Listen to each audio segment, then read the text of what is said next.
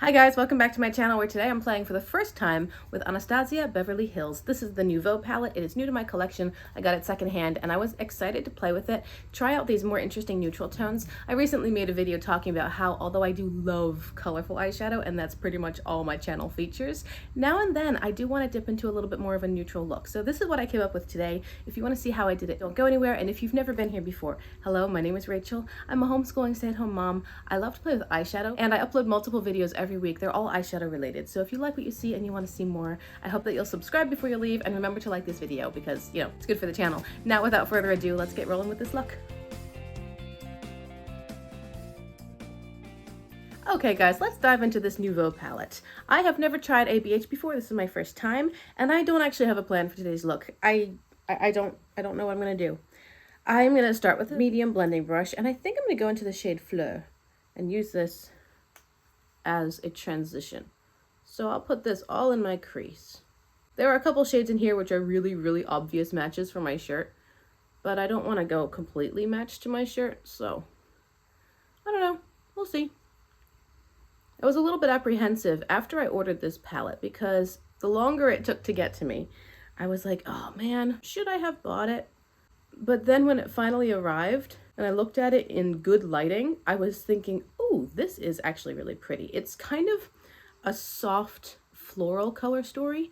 It has interesting tones and it's this weird balance between cool and warm tones. The warm tones are slightly coolish and the cool tones are slightly warmish, and the colors that were selected all work together. So it's like a soft vintage floral sort of thing. It does remind me of both the Natasha Denona Retro Glam palette, but not as gray based. And it reminds me of the collaboration that Sydney Grace did after Mel Thompson passed away, and they made the palette that she had made with their shadows. I don't know what they're officially calling it, maybe the Mel Thompson palette, but whatever. It was released more recently, and that color story is a lot more pastel and light toned with brighter pinks. But this kind of reminds me of that as well.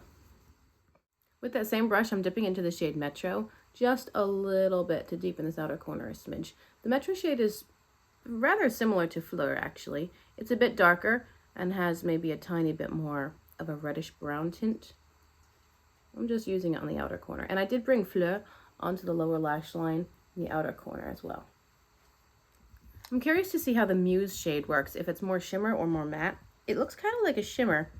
I'm not sure, so I'm going to take it on a small blending brush and find out. It's called Muse, and I will put this in just my outer corner as well. Sometimes shimmers can perform like mattes, or they might be mattes with sparkle, such as the black shade Lost in the Sigma Alice in Wonderland palette. It's technically a matte, but it's got some sparkle in it, and you can use it as a matte or a shimmer, depending on what you want to do. It's not going to have the same payoff or impact as a regular shimmer, even a traditional, even a Sigma shimmer, you know, but it still has some sparkle in it. So you could put it onto a smoky eye or something to bring in a bit of glimmer on a dark lid. And I've got my blending brush here. I'm just buffing this out now. It did perform like a matte. So yeah, I think it's matte with sparkle in it. The shadows in this palette are not super exciting. I made a video recently talking about how I was kind of feeling more neutral stuff lately, and this palette scratched that itch. It hit the nail on the head as far as interesting neutrals in tones that I think will work on me. Nothing too colorful, but not boring either. I want to try these shimmer shades now. I have a flat brush, and I'm going to start in the shade Lily. And I'm going to put it on dry just to see how it performs because I've never used ABH before, but I suspect I'll end up spraying it. Let's see. Here's the shade Lily on my inner corner. It's almost a rose gold shade with kind of a brown base. I'm dipping back into the pan, and this time I will spray it. I want to see how it performs sprayed. So here we go back into Lily, wet. Does that look any different? Yeah, it pulls out a little bit more pigment and shine if it's sprayed. Like most shimmers do, honestly. I always spray my shimmers, unless I'm using a ColourPop shimmer with my finger.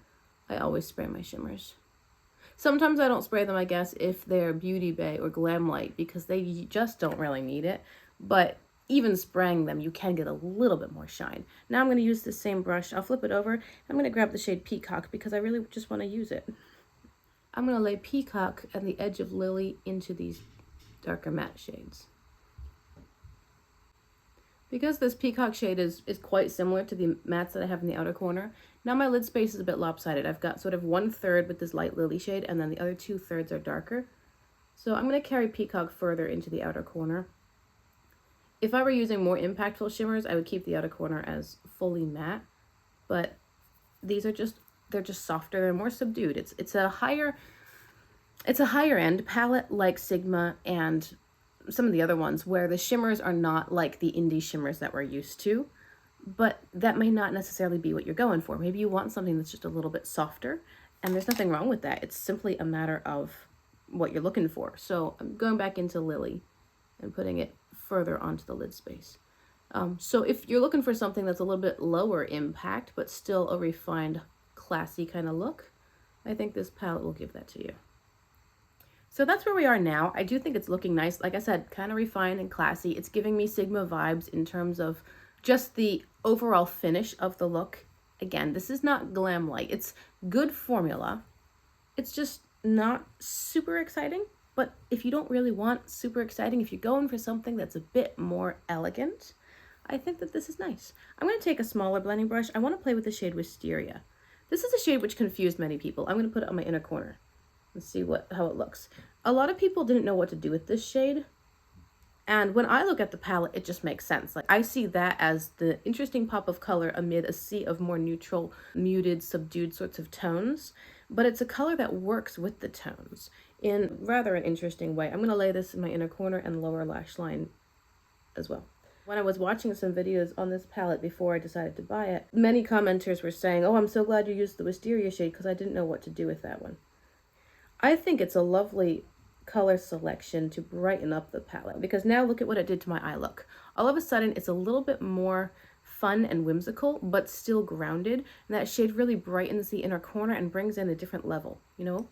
So that's looking pretty. I'm now taking a smudger brush back into the Peacock shadow, and I'm just pushing this into the lower lash line outer corner, just pressing it into the base of the lashes.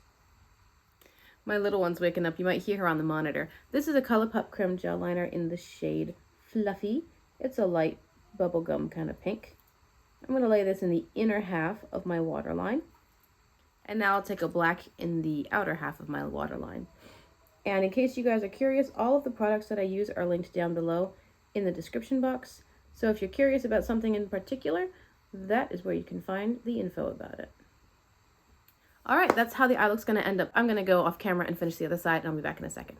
Okay guys, here's how I finished off the look. I did not do any winged eyeliner at all, not even an inner flick or a wing, nothing at all. I liked the way that it looked as is. So I only finished the eyes by putting on mascara. On my face, I'm wearing the Tulum palette from BH Cosmetics for both highlighter and bronzer. And then I got this new product from ColourPop. It's not new, it's new to me. It's their So Glassy lip gloss.